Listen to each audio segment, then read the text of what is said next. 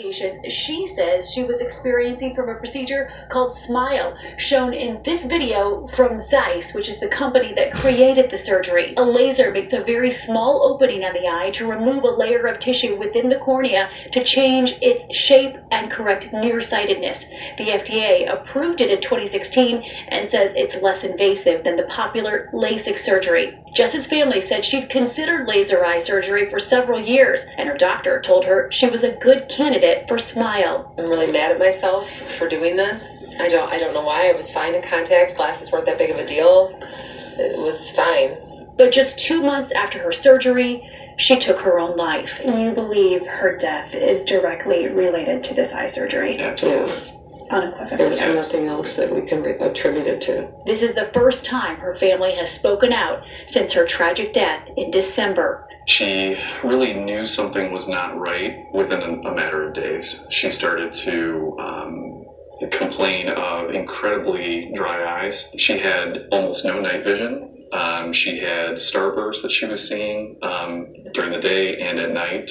Her family says she had a hard time doing her job and had to take time off from work. They say they noticed a change in her demeanor and appearance. I lost like 25, 26 pounds, and I kept saying, "Are you eating? Are you okay?" And she said, "I'm not eating and I'm not sleeping, Mom. This is worrying me.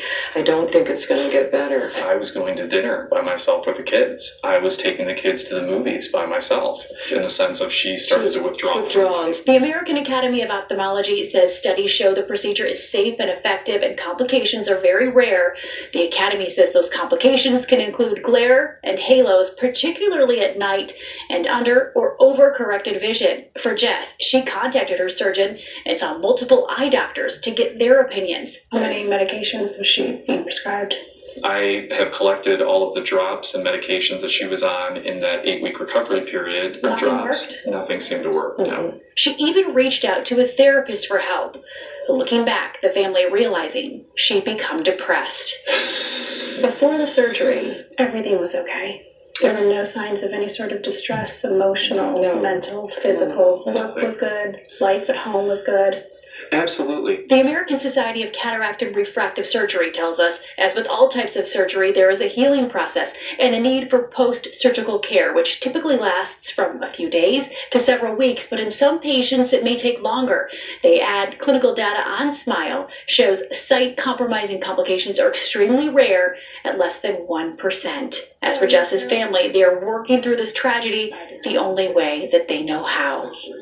It's just so sad. More than 1.5 million Smile procedures have been performed. Now, the FDA says that Zeiss, the maker of the laser used for Smile, is required to conduct a post-approval study so that the FDA can continue to monitor the safety and the effectiveness of the procedure. We did reach out to Zeiss. We did not hear back, but the FDA, they do track the complaints, but they say because many of the reports are duplicate or they're just incomplete, it's hard to really determine the number of adverse events specifically related to the surgery. But her family says she was a completely different person after the surgery. They're going to choose to remember her as the warm, fun-loving, gregarious wife, mother, and friend and sister that she was. And not those 8 weeks, because it was just 8 weeks from the time she had surgery. Less than 9 weeks. Wow. So tragic. Thank you.